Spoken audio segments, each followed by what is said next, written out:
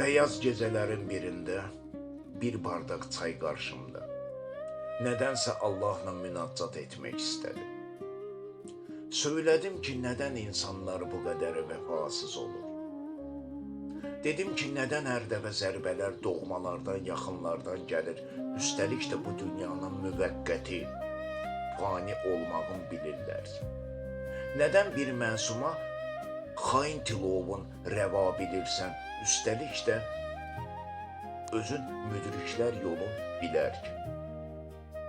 Əsla mən sənə şəkk şübhə etmirəm, sadəcə artıq özümü şeytana sitayiş etdiyimi sanıram, madəm ki, xəyanət olub qayda, madəm ki, yoxdur ocaq el ovada.